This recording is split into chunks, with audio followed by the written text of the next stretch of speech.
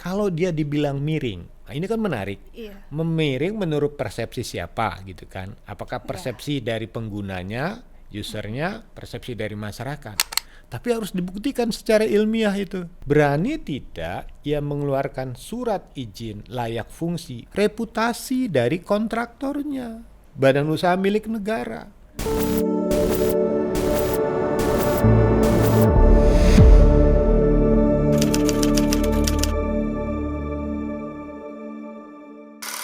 Kang Yayat, selamat Ya, datang di Voice Jas Merah. ya, terima kasih Mbak Tia ya udah ngundang bisa hadir di acara ini. Tentu Gitu. saya yang berterima kasih. Sama-sama. Saya penasaran nih sama Ya, gedung ini yang nih, sini Pak. ya. Iya. Iya, Pastinya oke. semua orang udah pada tahu lah ya. Apalagi orang Jakarta, apalagi khususnya orang Cawang ya. Ya, ya, Pasti udah pada bolak-balik ngeliatin ya. Menara Saidah yang kita lihat gedungnya Hmm, mewah, megah tapi ya. kosong, Pak. Dan dari situ banyak rumor-rumor yang beredar nih, katanya gedungnya miring lah.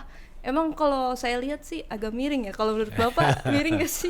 Kalau Paris punya Menara Eiffel, Jakarta Iya. jangan sampai Menara Saidah menara kegagalan gitu ya. Kita mulai dari sejarahnya dulu. Iya. Kan ini dibangun katanya 95, 98 ya. Kemudian juga ada proses perubahan kepemilikan ya. Terus yang paling menarik adalah ada perubahan struktur bangunan. Nah, Oh, dari katanya 18 lantai kemudian bertambah jadi 28. 28. Nah, yang menjadi pertanyaan biasa itu apakah ada persoalan dengan struktur bangunannya? Nah, jadi struktur bangunan itu kan menjadi pembentuk ya kekuatan bangunan. Apakah fondasinya itu sudah didesain nggak dengan ketinggian yang diharapkan?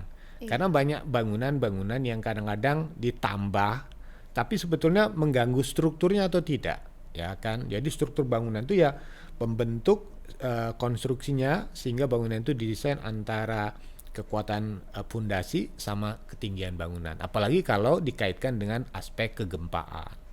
Jadi kalau ditanya miring atau bagaimana kan harus ada pengecekan. Nah, terus yang menarik lagi adalah begini. Kalau dia dibilang miring, nah ini kan menarik. Iya. Memiring menurut persepsi siapa gitu kan? Apakah Iya. persepsi dari penggunanya, usernya, persepsi dari masyarakat? Tapi harus dibuktikan secara ilmiah itu. Iya. Kalau Ah, kita kan sebagai orang yang lewat aja ya, paling ya kita lihat, oh miring bentuknya gitu, agak miring gitu. kan tadi Tapi pertanyaan miring dari mana, berapa iya derajat apa? kemiringannya, dan berapa bahaya kemiringan itu untuk keselamatan bangunan. Karena sebetulnya bangunan tuh begini, kalau bangunan itu sudah dibangun, sebelum dibangun dia harus memiliki IMB, izin mendirikan bangunan. Tentu ada pengecekan. Nah, sebelum keluar pengecekan itu kan ada tim yang memeriksa, mengaudit, ya kan? Kalau di DKI sekarang ini kan ada TABG, tim ahli bangunan gedung.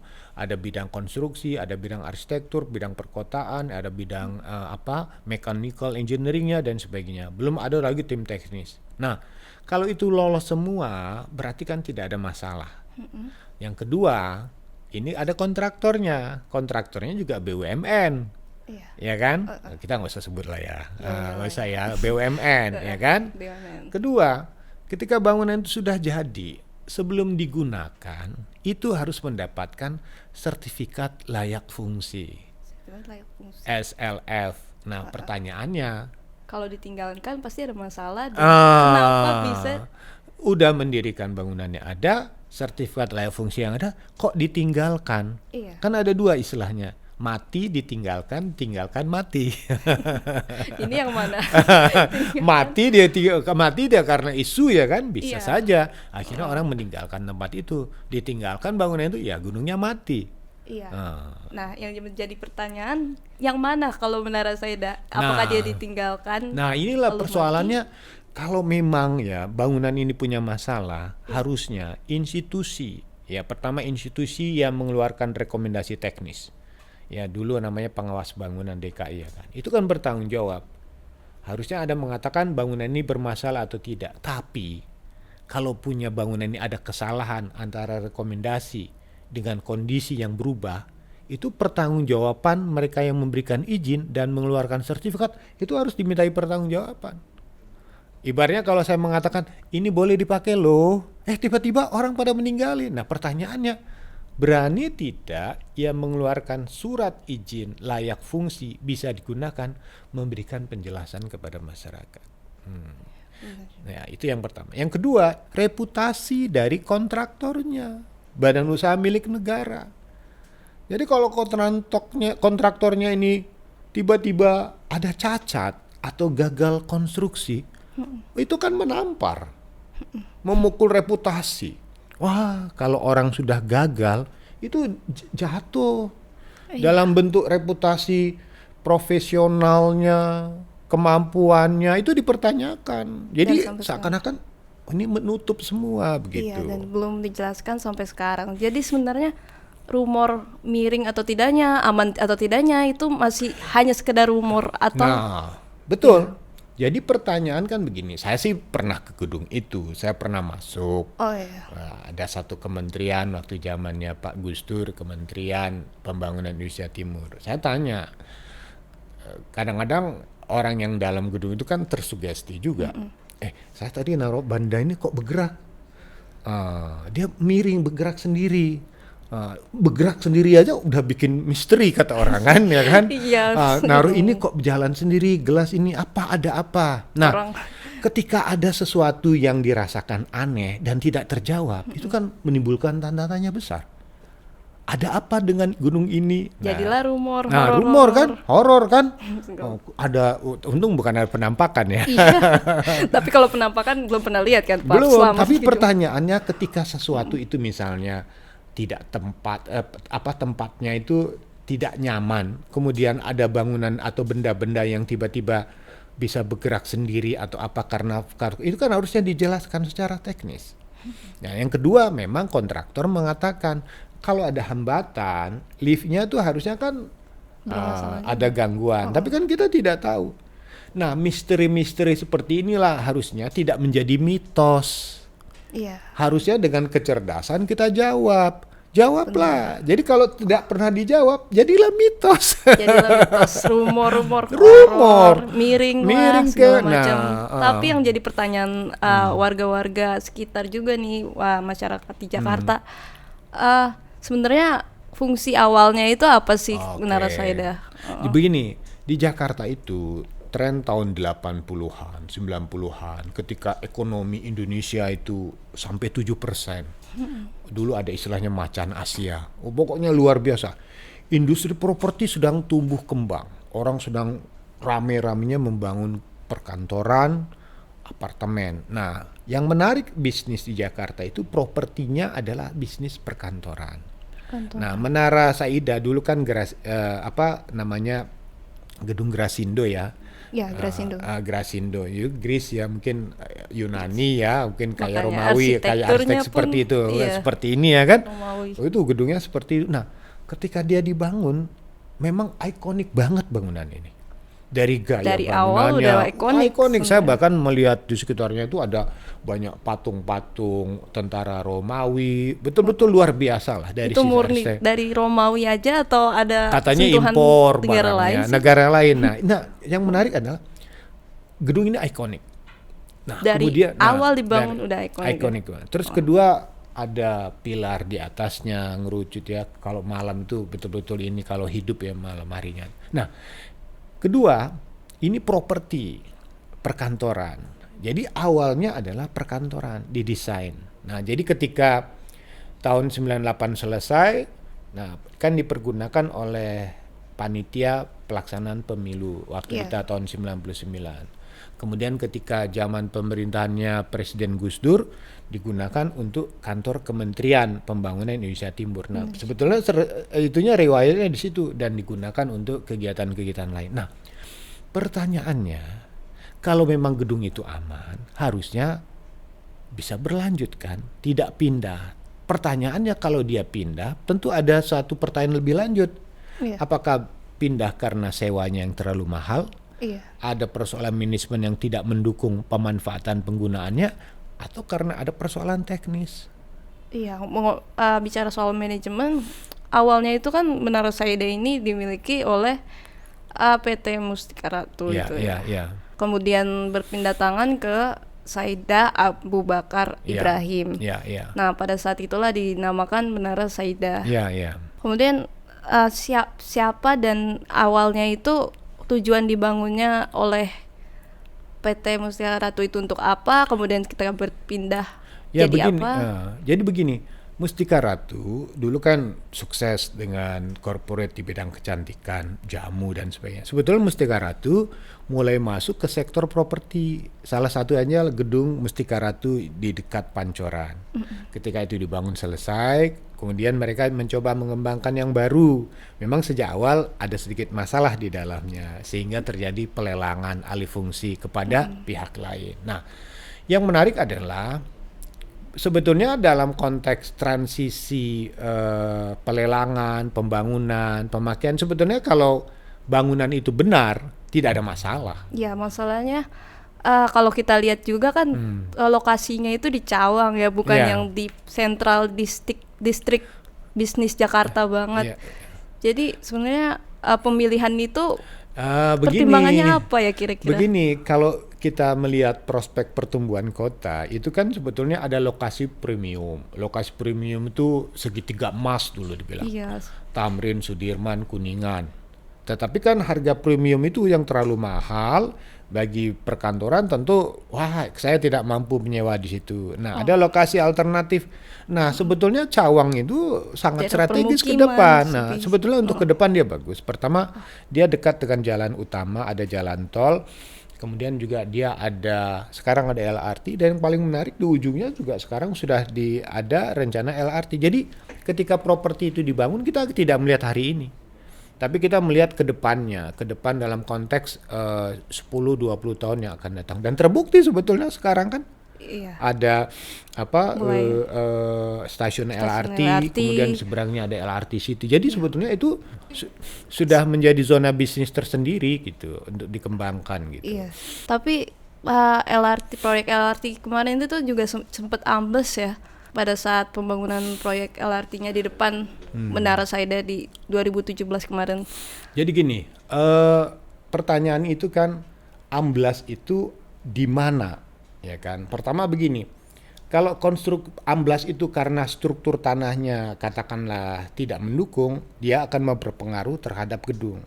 Nah, kalau misalnya ada pekerjaan PT LRT di depannya, itu ada hubungan secara tidak langsung antara pekerjaan konstruksinya dengan kondisi bangunan. Kalau misalnya nanti waktu dibuat tiang-tiang pilar-pilar LRT di situ, bangunannya secara struktur mengalami goncangan atau tidak, pergeseran, nah itu ternyata kan tidak. Ya, jadi yang menjadi persoalan sekarang adalah memang secara estetika antara bangunan Menara Saidah dengan adanya lajur LRT ya memang kurang gitu ya. Tapi kalau bisa disinergikan nggak ada masalah. Misalnya ada ruang pejalan kaki yang menghubungkan ke kawasan itu. Nah, kalau terjadi longsoran, itu kan harus ditanya, apakah ini karena pekerjaan konstruksinya LRT atau memang kondisi tanahnya yang labil. Nah, kalau dia labil, berbahaya nggak dengan bangunan yang di sekitarnya? Jadi sebetulnya pengecekan, sebetulnya kalau dia longsor karena pengaruh hujan besar di situ, nah itu kemungkinan dia mungkin karena ada tanah yang ditimbun, karena posisinya di tinggi. Kalau kita dari bawah dan naik kereta api ya, dia naik ke atas itu kan ada seperti naik tangga. Nah, kemungkinan ya ada waktu cut and fill dipotong tanahnya itu ada struktur tanah yang memang labil di situ sehingga ketika curah hujan turun dia ambruk gitu. Berarti di wilayah itu memang ada kemungkinan struktur tanahnya juga mungkin karena mungkin faktor miringnya itu ada hubungannya nggak sama enggak, sebetulnya tanah? Begini, kalau kita membangunnya apapun kondisi tanahnya itu bisa diselesaikan secara teknis. Dan sudah ada namanya zona ya dalam konteks batas ketinggian. Misalnya contoh kalau bangunannya ketinggian situ maka struktur pondasinya harus mendukung ke arah sana. Jadi tanahnya labil pun sebetulnya dengan kekuatan konstruksi yang kuat itu tidak ada masalah. Jadi sebenarnya bahaya nggak sih Pak kemiringan itu walaupun masih jadi rumor ya, sebahaya itukah untuk tidak memfungsikan lagi gedung Menara Saidah ini? Nah, jadi begini, kalau misalnya dia miring, kemiringannya itu sejauh mana membahayakan penghuni. Ini yang harus dijawab. Katanya sudah dicek dengan teodolit bahwa tidak ada kemiringan. Tapi kalau tidak ada kemiringan harusnya dicek kepada konstruksinya. Kita kan barusan pengalaman kemarin ada gedung Alfamart yang ambruk. Nah, ya kan? Itu kan menunjukkan ada apa. Nah, kalau biar misalnya gedung itu berbahaya, sebetulnya dia bisa direkomended, misalnya ketinggian dari lantai 18 ke atas jangan digunakan, dikosongkan. Kemungkinan besar, apakah waktu penambahan intensitas ketinggian itu ada konstruksi yang berubah tidak strukturnya gitu kan. Pembebanannya itu membuat misalnya lantai bawahnya jadi labil. Nah, itu harus dijawab. Nah, sekarang kan tidak ada penjelasan apapun dari pemilik bangunan maupun dari dinas teknisnya. Nah, biasanya kita punya kasus kalau misalnya memang bangunan itu berbahaya pada ketinggian tertentu, ya dari 28 lantai yang boleh dipakai cuma 10 lantai, atasnya kosong gitu. Jadi tadi sempat mention penambahan lantai kan ya? Apa mungkin masalahnya itu timbul ketika kemudian dilakukan renovasi penambahan lantai tersebut, Pak? Begini, sebetulnya di kita itu penambahan gedung lantai itu juga tidak problem, asalkan penambahan itu sudah dihitung kekuatan struktur bangunannya masih bisa mendukung. Contohnya ya gedung DKI, itu ditambah ya, lantainya ditambah itu kan. Kemudian juga ada gedung yang ditambah ketinggiannya itu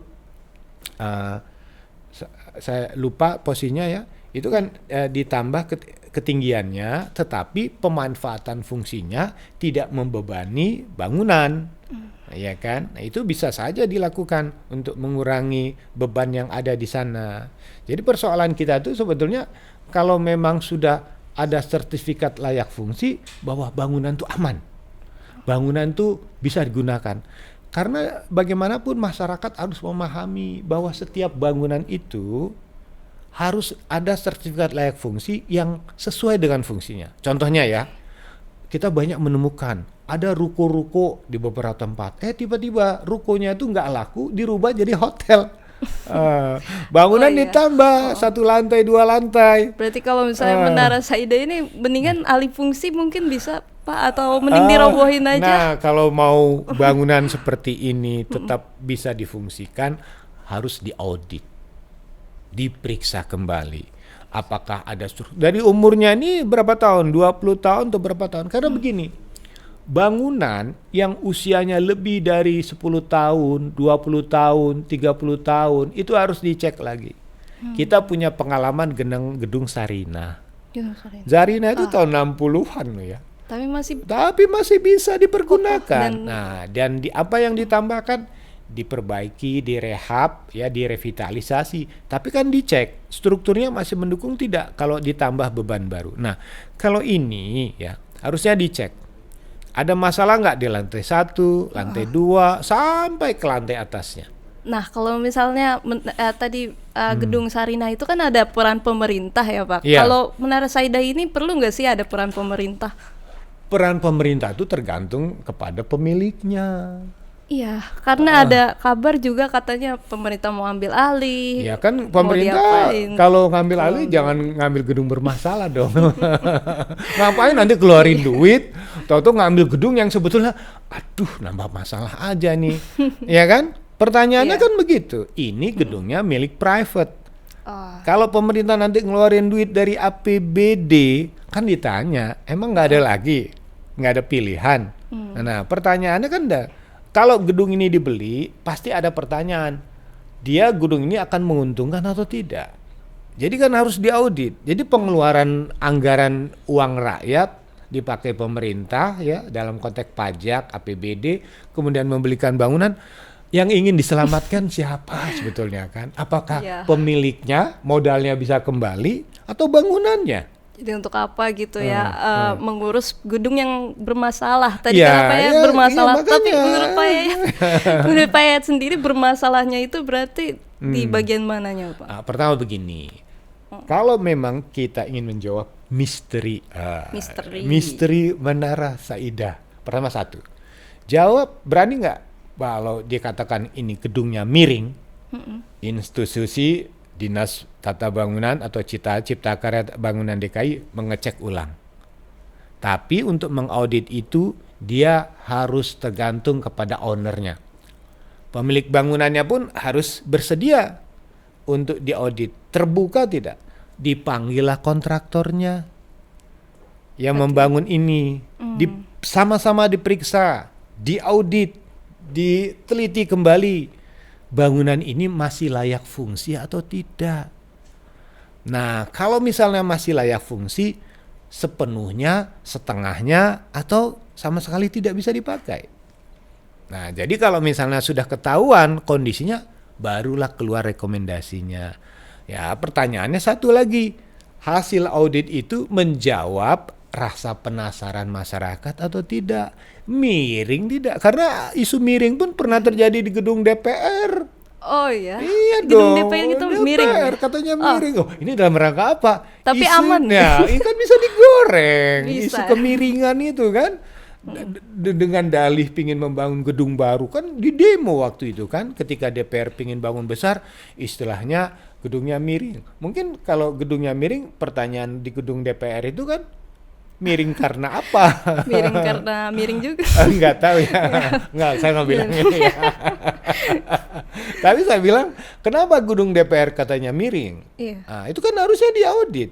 Apakah jangan demi alasan gedungnya miring, dibangunlah gedung baru, proyek baru.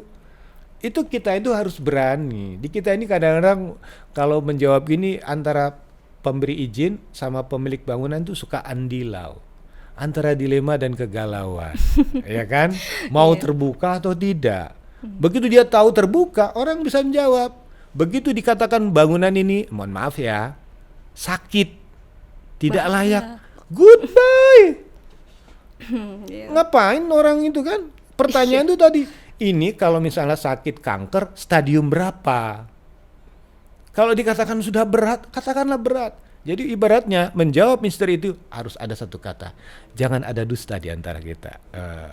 Nah, kalau ini kayaknya stadium 4 mungkin apa? Itu tadi tergantung dokternya, tergantung ahli konstruksinya. Harus dirobohin nggak? Nah, itu tadi. Kalau misalnya dokter mengatakan ini tidak berfungsi, harus amputasi. Dan kita punya pengalaman kok untuk mengamputasi, memotong bangunan. Karena ada beberapa kasus di tempat tuh karena melanggar KKOP, kawasan keselamatan operasional penerbangan, ada beberapa bangunan di Jakarta yang terpaksa dipangkas. Karena membahayakan. Nah, pertanyaannya, dari bangunan ini ada yang dipangkas atau tidak? Kalau dia akan dibongkar, pertanyaannya mengganggu lingkungan atau tidak? Nah, iya. Itu gimana, Pak? Nah, pertanyaan gini, mau membongkar itu perlu duit, perlu izin. Bangunan itu kalaupun dibongkar, so what loh sesudahnya, mau dibangun apa lagi? Apalagi di depannya tuh ada MRT, ada LRT, belakang pemukiman. Jadi ketika bangunan dibongkar, bongkarnya cara manual atau cara dinamit gitu kan?